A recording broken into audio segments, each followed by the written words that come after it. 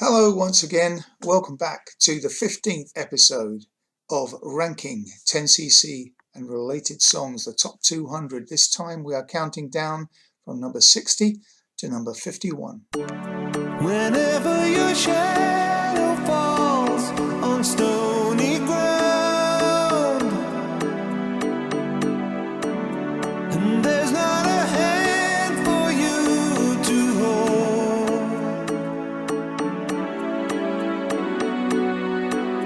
whenever the dreams you dream come crashing down, every time you think of home, remember that you're not alone, and we'll be with you heart and soul, wherever you are. At number 60, I've got Wherever You Are by Wax. First single from their final album at 100,000 in Fresh Notes. This is a flop single, but what a lovely flop single it is. I'm going to steal another writer's phrase to try and sum up how I feel about the way this song is performed. It's almost overwhelming in its straightforwardness, and it's yet another in the tradition of Wax songs about familial support, as Graham's middle bit says, mothers, fathers, sisters and brothers giving strength to one another. The word love is slipped inconspicuously once into this song, but the writing, the arrangement, especially Andrew's vocal performance, makes it clear that that's what the song is about, love. And what a vocal performance this is from Andrew. There's nothing showy, no improvisation.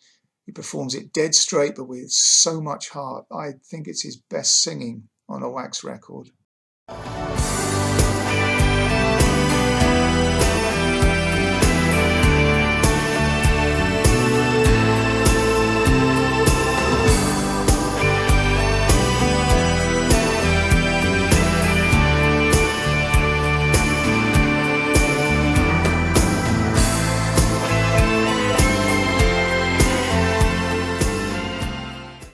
If we had a sound in our head that we wanted to hear, we couldn't go to a synthesizer and dial up a sample and play it.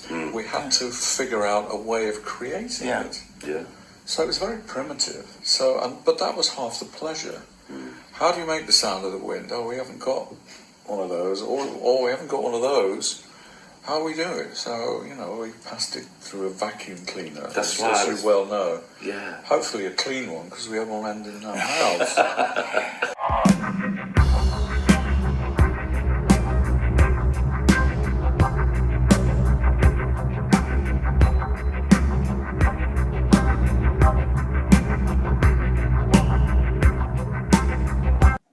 Song number 59, I've got Wind by Godley and Creme. So we're back with Consequences. And I think this moment when the track Wind starts up, about 3 minutes into the record, is when you know we're in for an epic ride. The last 30 seconds of the previous and opening track, Seascape, suddenly wiped away by Kevin's reductionist but mighty flam drum fill. And then we're into a completely different texture, just a simple 2/4 backbeat, relentless. No hi-hats on this track. The 16th notes, their place is taken by a wah-wah guitar, gizmo combination. And there's no bass on this track, no conventional bass anywhere, where you might have had Graham's Rickenbacker or Music Man holding down the groove. Now you've just got this ominous rumble of a bass gizmo. And therefore you've got this, it's a disco beat, but something rather mutant and scary. And then just a few bars into this, we see, might be the first example of Kevin and Lowell's brilliant use of silence or absence of sound. Suddenly that bass rumble on the gizmo drops out instantaneously.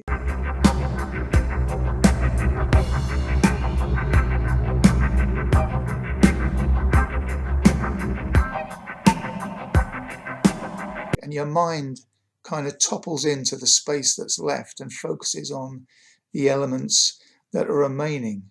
I love the way they do this all through the record, this use of silence. Yeah, these ex-art students and would-be filmmakers, they're really up and running now on Consequences, well into making their movie for the blind.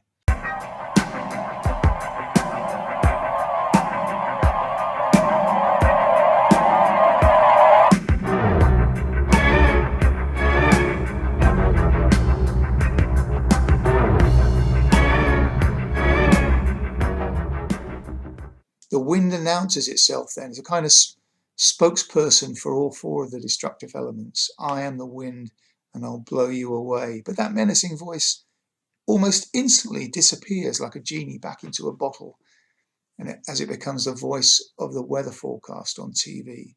And just for a few seconds, everything is normal and mundane. I really love what Kevin and Lol are doing with sound design here. It's so inventive. And then there's a knock on the door.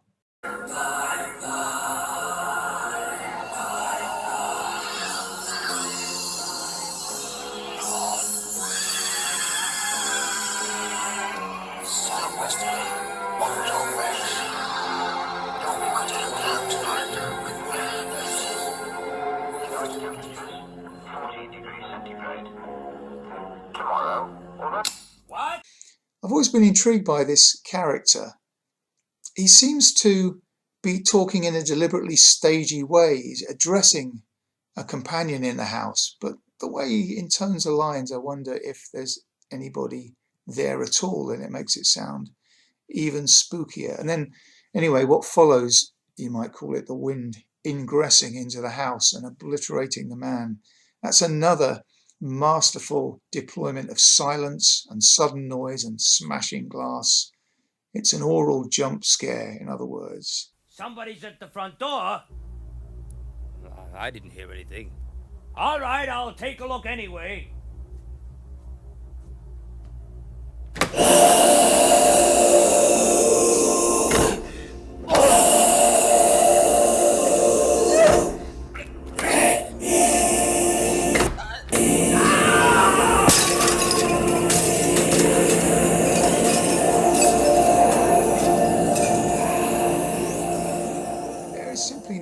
Another record with any moments, anything like this, and this is just one of the first great ones, but there are many more to come.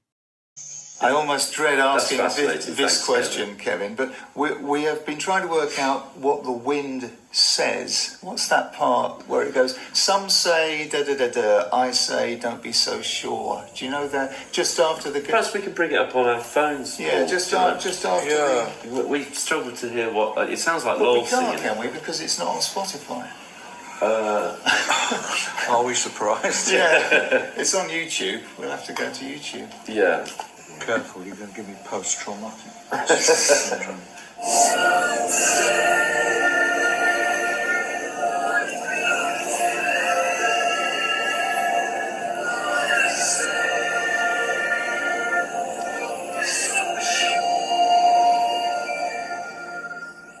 That was it. We think the last bits don't be so sure, but... Yeah. Could be. It's very difficult to make out. It's really hard to hear the words. Yeah, it is. Maybe we didn't want you to. Oh, no, you'll never get me up in one of these again.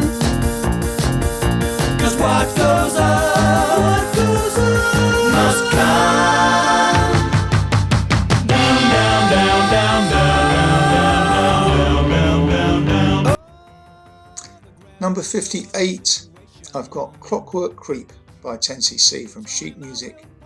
This song is often held up as an example of 10cc at their most 10cc-ish, or Kevin and Lol at their most Kevin Lol-esque.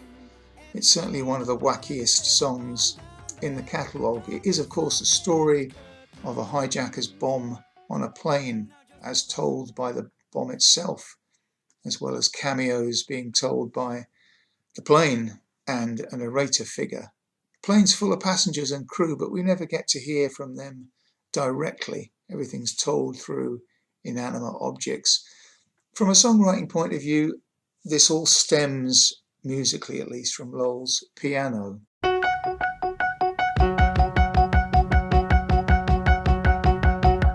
And the sheet music recording, it doesn't really stray much from that fundament. In terms of the chords, it moves chaotically, probably deliberately so. I guess as Kevin and Lowell wrote the song, they just let it go where it will, if you like, and that probably explains why there's all these different sections. The outer bits of this song, the beginning and the end, are in G flat, but a lot of the middle bits, the more expansive parts of the song, are in G. So there's a semitone shift. Again, could be just accidental or the way that the song fell out. But the other plain song in the 10cc canon, I'm Mandy, Fly Me, also employs that semitone shift device.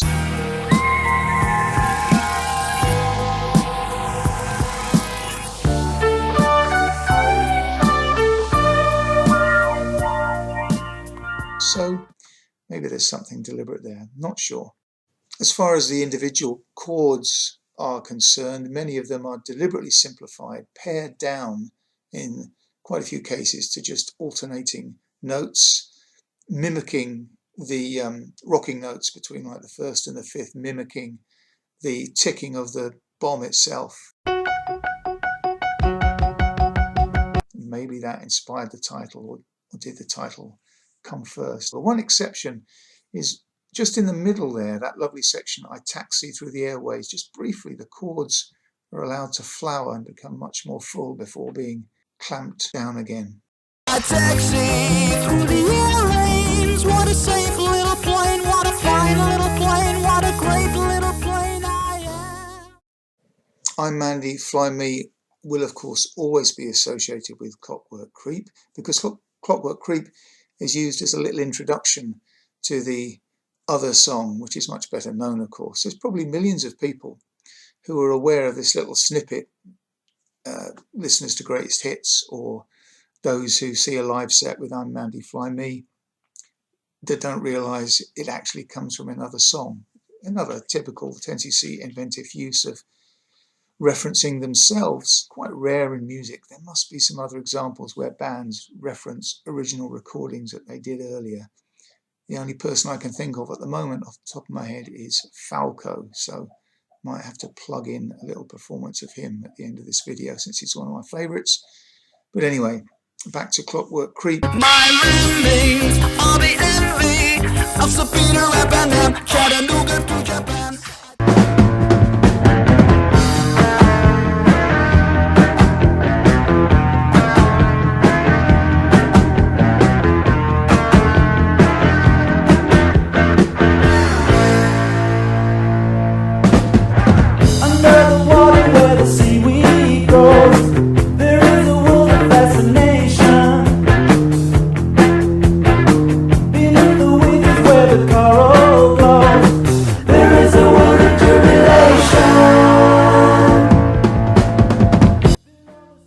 Number 57, we're back to Animal Olympics with Underwater Fantasy. This track is kind of an exemplar of an Animal Olympics track. It's fun, confident, got bags of energy, and it's driven by Graham's guitar, and in this case his bass as well. You know, Graham and the band, that's Rick and Paul and Duncan, they sound like they're really having fun here, and they're all in on the Beatles vibe. I think if this had been a 10cc recording, they might have been tempted to dial back some of the nods or the tips of the hat to the Beatles, but that might have made the track less fun. They're doing a movie soundtrack here, so they're able to be a little bit more playful, I suppose. So you get lots of references. For Revolver, you've got the heavy bass rolls, and you've got backwards guitar, done the old-fashioned way by turning the tape around. It's all like Alice in the Looking Glass. What is small and what is bigger? And it all sounds great. They sound like they're having a lot of fun doing this song. And as Graham often says, when a song is good, the arrangement usually takes care of itself. And I see that happening here, including some lovely little touches that are added during the fade.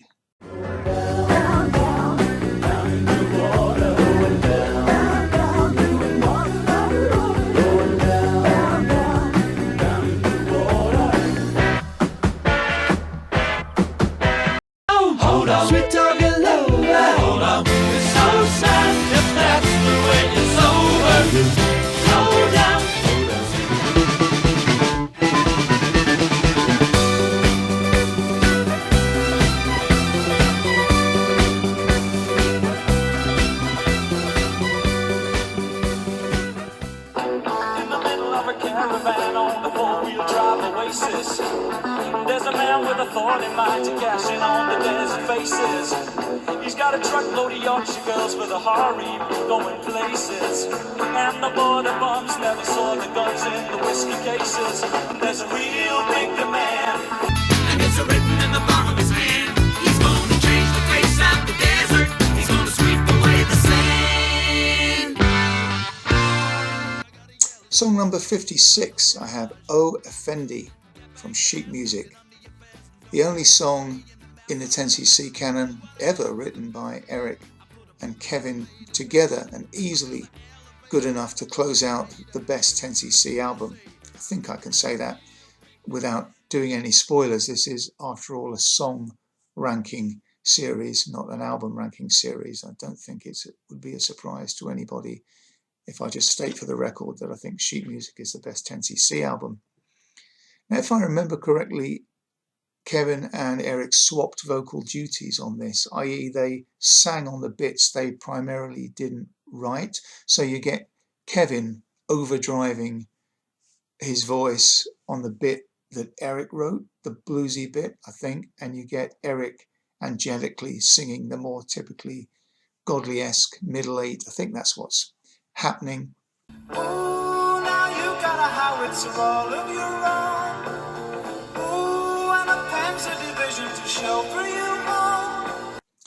It's interesting here, we see Eric working hard and at this point 100% succeeding in integrating his rock and roll instincts into the songwriting of the band. He of the four, of course, very much the blues fan, the rock and roll fan. Very hard-hitting lyrics, dripping in sarcasm. That seems to be about the right tone, doesn't it, for a commentary on corruption, which ranges from individuals right up to nation states. 10cc sing a lot about money, but this is actually one of their most effective lyrics on the subject. Really describes how, in a very humorous way, but how unchecked wealth, or more accurately, its related power, is a destroyer. As I say, it's all the more effective because all of this commentary is smuggled in on the classic Godley black humour ticket.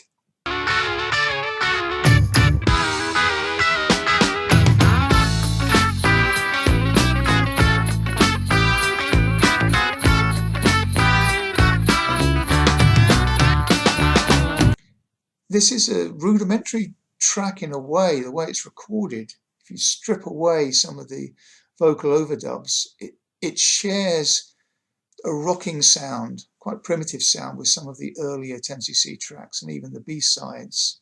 But as I say, the vocal overdubs and the economic soloing over the top sort of transform that into a sound which sits much more comfortably alongside the rest of Sheet Music. Add a bonus point as well, because this is one of Robert Christgau's favourite 10cc songs. Robert Christgau, a really sniffy music critic, and it's notoriously difficult to please him, but he really did enjoy this track.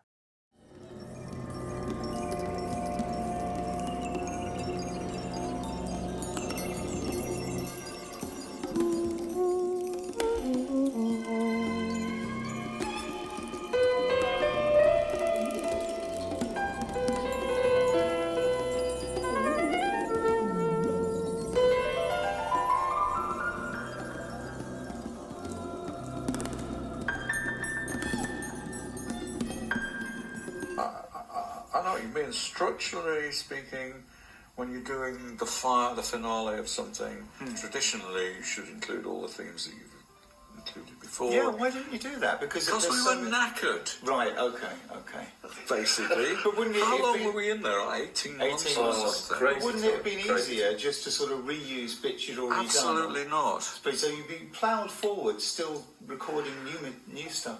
Well, I think it was partially the fact that we were in fact very tired, and it was like, it's like We Pope, sick so of it's it like like the that, Pope so. saying to Michelangelo about the Sistine ceiling, "Is it finished yet? Yeah.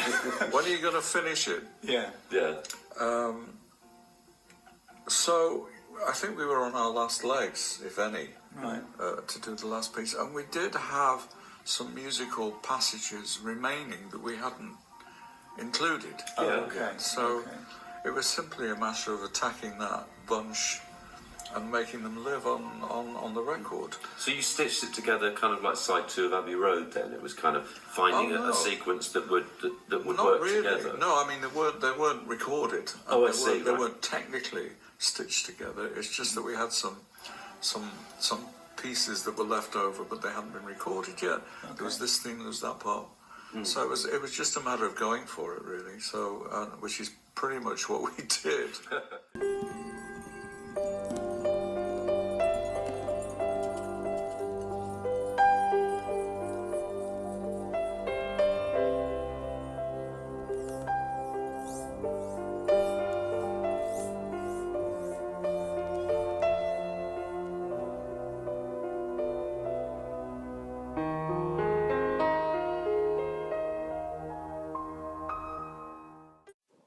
At number 55, I've got what I think is the 5th movement of Blint's Symphony from Consequences. So, Consequences was nearing its completion at last, and it was recorded pretty much in order. So, Kevin and Lowell had to do side 6 of this triple album, and they were running out of time. They just scooped up lots of the bits they'd written but not recorded, slung them into side 6 as this piece, and maybe artificially banded it into 17 movements as some kind of cosmic joke. So we don't actually know where each movement starts and finishes, and I don't think anybody does. I'm indebted here to Paul Hamilton, who is a fellow Consequences acolyte, along with myself and Sean, for his insights from as an yet unfinished book that he was supposed to be writing, or we were supposed to be writing with him, or something. Not quite sure what's happened to that, but I did delve into his notes, and he thinks this piece is the 5th movement. So you've got this sprawling and often impenetrable album side 6, which is paradoxically quite short in duration overall. Amongst all these jagged pieces, though, you've got embedded inside beautiful melodies by Lowell, some of the most beautiful melodies he ever wrote, actually. Hamilton is quite insightful when he states that side 6 doesn't just function as program music, that is, Blint on piano versus the elements. It also seems to function as some kind of commentary on the theatre of consequences and recording it itself. It sometimes feels like Lowell on piano versus Kevin on batteries of non-chordal instruments, frantic percussion, things like that. So overall, this thing is a difficult but really compelling finale. So anyway, back to this individual piece, which, as I say, may or may not be the 5th movement. The whole thing only lasts about 49 seconds, but I wouldn't want Consequences to be without it. It really is a beautiful little tune. The arrangement's gorgeous. The piano carries a melody in the first half of the movement, and then the gizmo takes over in the second as Lowell switches to this rippling piano accompaniment. There's no special effects here. The gizmo is deployed as a serious noisemaker, an orchestra substitute. Nothing more, nothing less. I love this little tune. The first time I heard it, never since, it still brings to mind a sleigh ride through the mountains.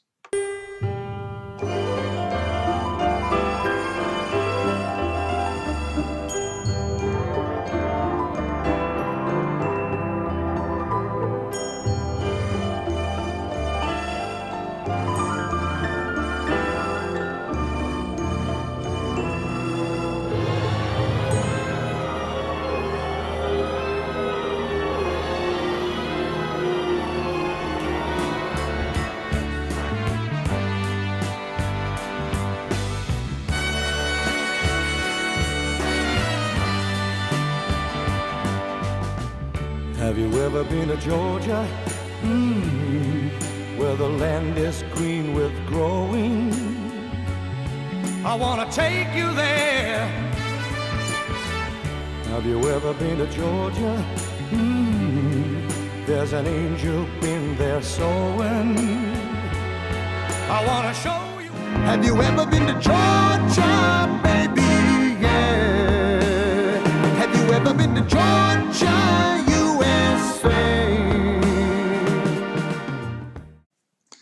Number 54, I've got Have You Ever Been to Georgia by Tony Christie.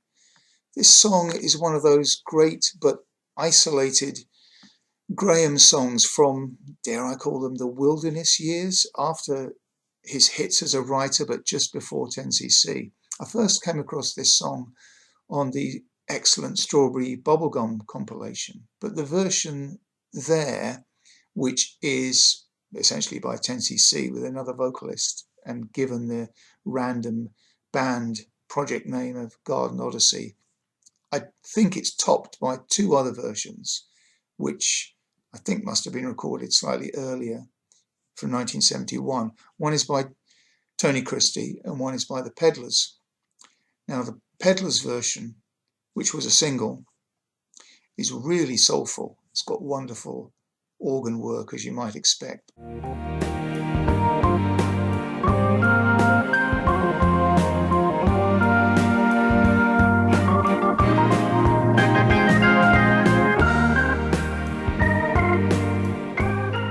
But I think they take the tempo just a little bit too fast, and the vocals, in the verses anyway, suffer a bit.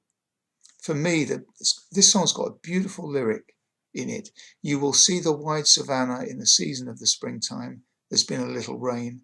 Like the falling of the manna, then comes the gift of sunshine to the rolling plain. It's beautifully descriptive. And that great lyric, I don't think it can be rushed. So I'm going to pick Tony Christie's version, which was also a single in 1971, not in the UK, but in other territories. And he really nails this song. If you listen to his phrasing, in the verse it's just a little lazy, and he makes those lovely lyrics breathe. I know some people find his vocal style a bit overpowering, but he's brilliant on this. You will see the white savannah in the season of the springtime. There's been a little rain, like the falling of the manna. Then comes the gift of sunshine to the rolling plain. Did the double meaning of the title, Georgia's a state in the US and it's a woman's name, did that inspire the central metaphor, which seems to be the moods of a lover matching that of sometimes stormy Mother Nature? I don't know. I'm not sure about the provenance of this lyric, but as I say, I think it's a Jaime lyric, because you've got these beautiful extended rhymes and you've got this idiosyncratic use of vocabulary, as you often have with Jaime. And I think the kicker is the savannah and manna rhyme. I think that has to be Jaime. If so, it's probably one of the final Goldman compositions. Who knows? It may be the very last of them. Up, let's go. Who does this belong to?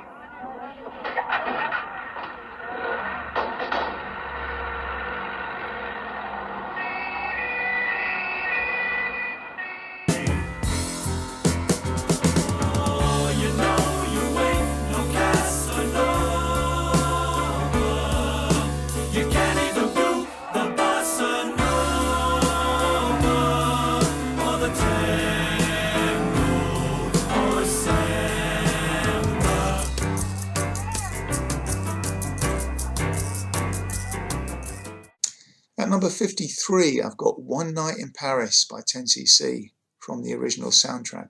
Just before I get going on this song, I'd like to say thank you to Charlie Thomas for the access he gave myself and Sean to some of the unused portions of his interviews with Lowell that were for the BBC4 documentary I'm Not in Love about 10cc.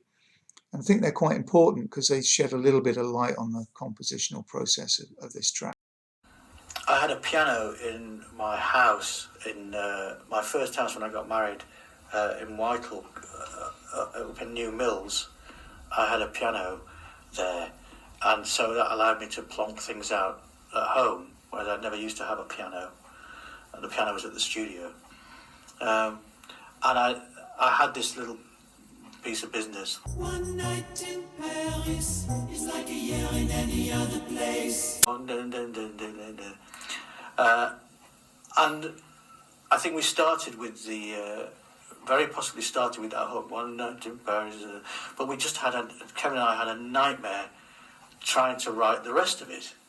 We sort of had an idea that this it was really Irma la Douce. That's what was the story, if you like, because me and Kevin loved these old Hollywood movies and Jack Lemmon and all that, Billy Wilder and stuff like that. We were just hooked on that. Well, I certainly was. And we had the idea. It just took us I think it was 3 weeks of trying to bang out that song. It was really tough, but we loved it. It was like a hard labour of love, and that's the way I remember it. A hard labour of love, where we tried desperately to make this really good piece of music, and it was very long because we had this concept. And thank God, you see, the balancing power of the two flakes and the two straights, if you like, Eric and Graham, who said, it's very good, but it's way too long, and they edited it and helped us make it neater and shorter and more, succinct. Interesting to hear that the direct inspiration was a 1963 Billy Wilder movie, Irma la Douce, which is actually quite a light-hearted, warm-hearted comedy, which gets kind of twisted into something darker, maybe inevitably, by Kevin Godley. And the floor clear, a woman screamed to herself. Only, though you're not the toast of Paris, I love you, although you bled and bleed me. It would have taken up a whole side, but Eric and Graham, though they love the song, they wanted Kevin and Lol to chop it down, which they duly did. Clearly all four of them are well into this song. They're all loving their vocal cameos and characterization parts. Interestingly, though, not only was the song pared down in length, it was pared back in terms of its arrangement. There were many more instruments added to it and then taken away again. And you're left with this really quite stark rhythm track, which is just piano, bass and drums and loads of vocals. We don't really know what might have been planned for some of those other elements. Maybe they still exist on the multi-track, who knows. Something else you often hear about this song is its comparison to Bohemian Rhapsody by Queen. That comes probably because they're both long, sprawling, epic tracks, loads of vocals, very tightly orchestrated, and yet, as I said before, minimalist in terms of the instrumentation. Yeah, it's true that Bohemian Rhapsody's got some famous Brian May guitar bits, of course, but they're held in check. And even for that song, the majority of what you hear is just a rhythm track. So if you do hear these songs side by side, particularly if you hear isolated instrumental parts from the songs, really tightly orchestrated stop-starts, yeah, they do sound similar.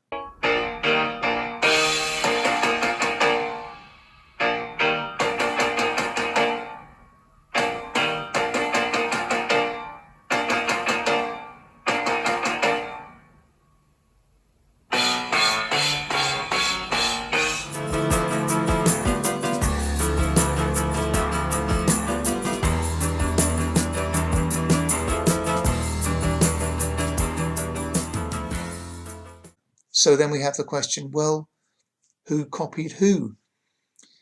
I think it's a coincidence, although we should note that One Night in Paris was recorded and released before 4 or 5 months before Queen started to record Bohemian Rhapsody. But then on the other side, Bohemian Rhapsody itself had a really long gestation period, which lasted years. It was in the making, essentially, at least inside Freddie's head.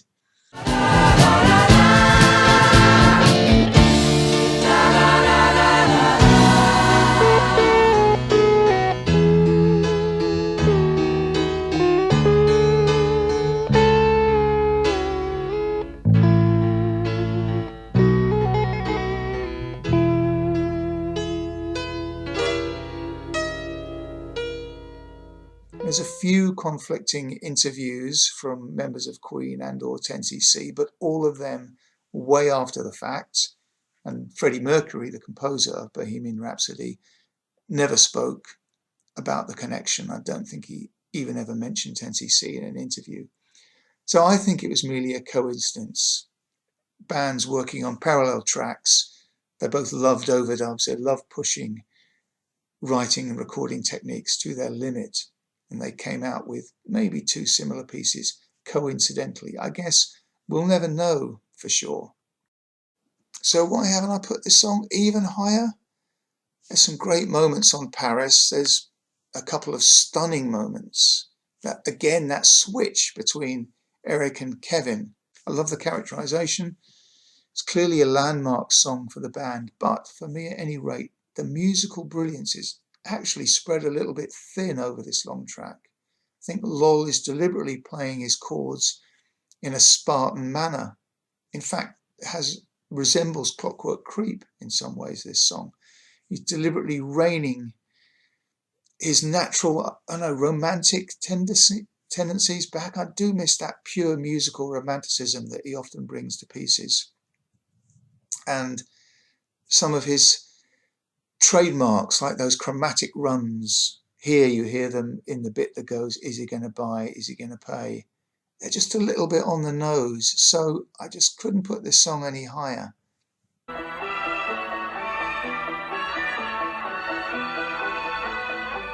That entire music comes from one guitar, multi-tracked and fitted with a device called a gizmo. The gizmo was devised by Lol Creme and Kevin Godley of 10cc.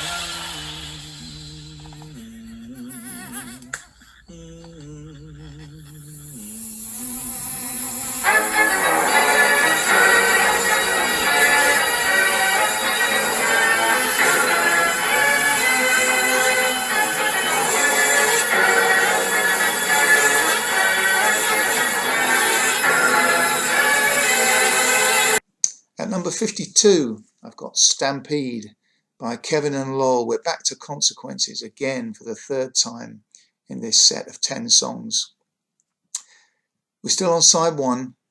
A stray firework has somehow set off a stampede, and for the next few minutes we're tracking right in the middle of this action. It's like we're in the eye of the stampede that becomes a firestorm. I'm trying to explain the way I feel this music works.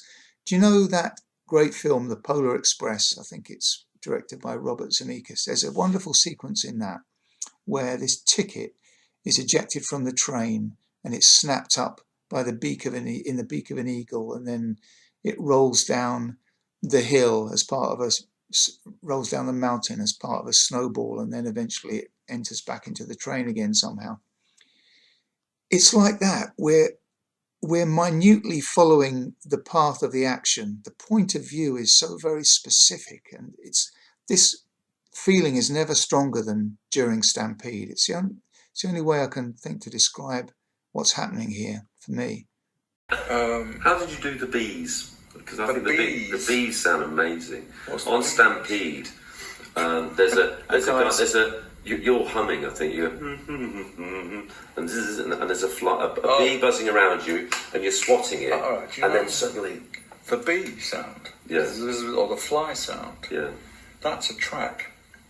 It was a failed experiment, because in our more ridiculous 3 in the morning moments, we thought, wow, man,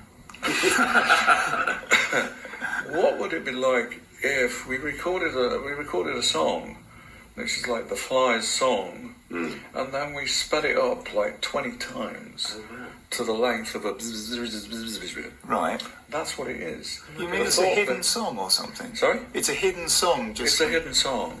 But of course the technology, and even so today I don't think it would work. The idea was if anyone ever knew about it, they could go through and reverse engineer it, and some geek like me is slow it down, which we did to test it. This was to take like a whole day, and we slowed it back down again, and it sounded like It sounded like a rhinoceros fart. The fidelity had completely gone, but that was the intent. Wow. But in its defence, it does sound like a fly. Stampede, the song though, is quite weird because although the sound design is wildly imaginative, we're following a relatively conventional song structure. There's a repeating main sequence, let's call it an A section, come back to that in a minute, and there's a B section, a bridge, which appears 4 times, but with vastly different sound material, if that makes sense.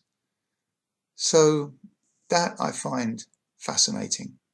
So the main A section it's almost the most consequency signature on the whole album.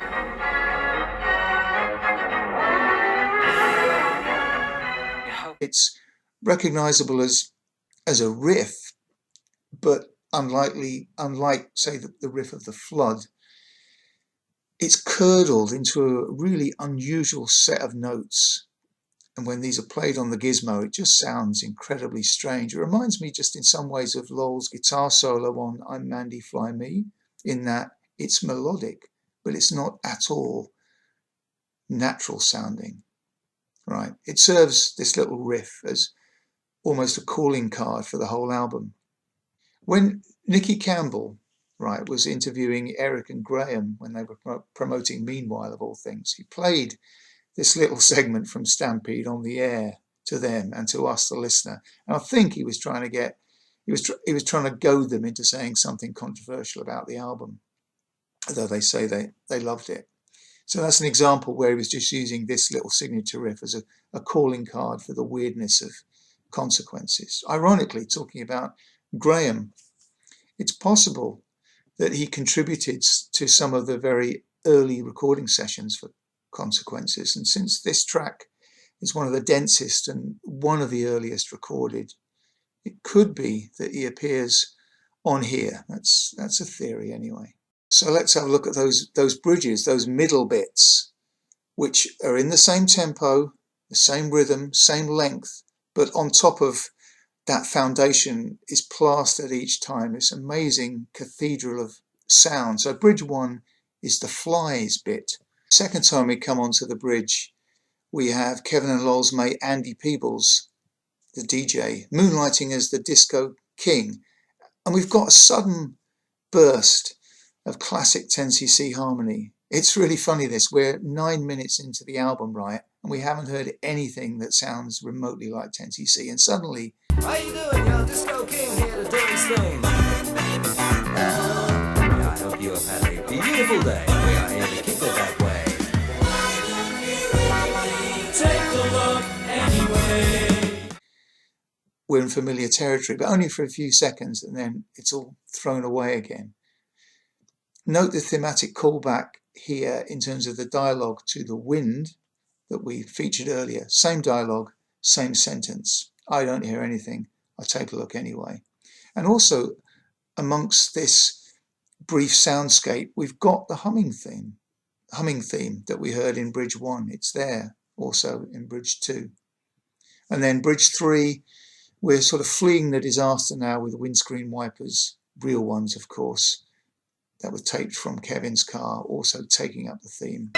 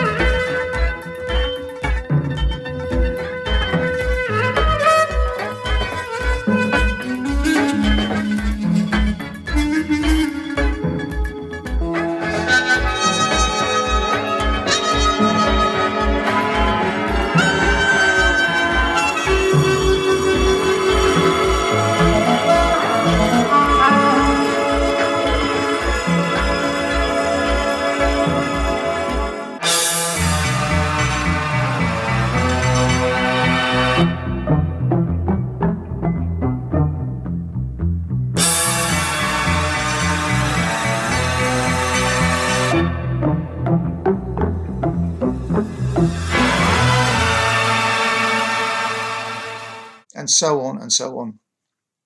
Anyway, I've spent a fair time trying to describe Stampede and probably failing. What you should really do is it's best to listen, I guess. Thank you. Thank you very much, sound people of Bethlehem. We'd like to just move your cardigan. Yeah, we'd like to do a little plug now. This one's for a film called When the Boys Meet the Girls. Hello, Mother. Glad you came, Mother. We'd like to do this one called Listen, People.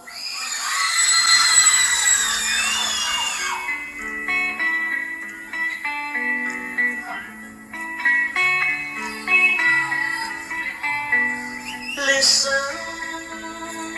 people, to what I say. Everybody's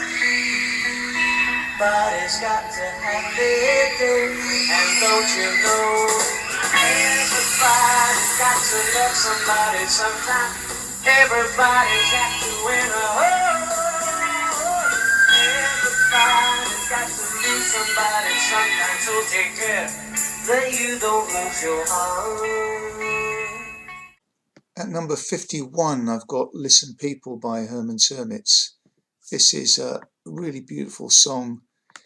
It's something of an outlier in the canon of Graham Gorman's 60s songs for a number of reasons. For a start, Mickey Most didn't like the song. He sat on it and blocked it from being a single in the UK, but it was a single in the US, and as if to prove a point, the song went to number 3 in the charts, and it went to number 1 in the charts in Canada. In fact, Canada was a really good territory for Graham at that point. Listen People was the second of his number ones as a writer in less than a 12-month period. For Your Love had got to number 1, and Bus Stop would get to number 1 shortly after. This song also feels just a little bit different lyrically. It seems to come from a younger and a simpler voice. So could it be that this is Graham's lyric and Jaime for once wasn't involved? That's the way I think it might have happened. And, well, the third reason it sounds a bit different, I was going to say that it sounds like an outlier because the main melody of the verse, I thought, as I read, came from a traditional hymn, which is called Jesus, Let Us Come to Know You. But I've had a bit of a look at that, and the hymn, which undoubtedly does share a lot of melodic similarities with Listen People, is attributed to a writer called Michael Card, but I say he was born in 1957. So I'm not quite sure which came first. Maybe Listen People came first. If anybody knows, please do tell me. Jesus, let us come to know you. Let us see you face to face. That main melody fascinates me. It's so calming and elemental. It sounds like something ancient, but I shouldn't second guess myself and not attribute it to Graham just because it doesn't, inverted commas, sound like him. That's not fair. After all, he's proven himself to be superb melody writer time and time over. Anyway, we soon move into the next section. Everybody's got to love somebody sometime. Slightly syncopated here. It's a brilliant piece of music, this, worthy of Goffin and King. It sort of resembles one of their classic songs, this bit. Don't you know that everybody's got to love somebody sometime? Everybody's got to win a heart. Everybody's got to love somebody sometime. When you do, I hope you never part. We move into diatonic minor chords here, so we start to explore the rest of the key. Beautifully done. And then there's a third section. Take my advice and you'll always find, and you'll be happy all of the time. Take my advice and you will see, you'll be happy as you can be. Where we briefly move out of the key and mix the modes a little bit to give that rock sound. So as ever, classic songwriting this, elegantly moving through lots of different sections. They all comment on each other and complement each other. You'll never part. Listen, people. Listen, people.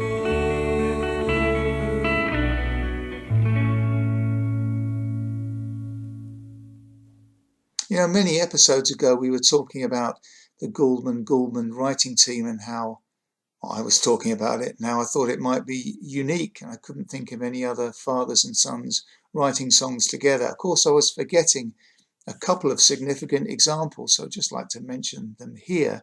There was a very successful Marty Wilde and Ricky Wilde partnership that powered a lot of the Kim Wilde hits and other songs too.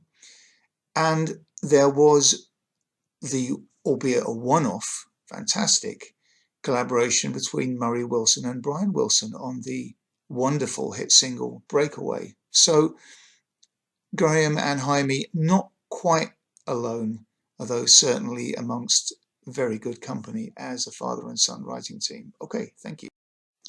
That's the end of this episode, everyone. Thanks as ever for listening.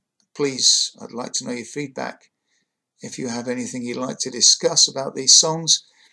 So we've made it 3/4 of the way through this ranking series, and next week, or next time I should say, we'll be into the top 50, and I'll see you then. Bye-bye. Selling singles, Lena Martell, and One Day at a Time. One day at a time.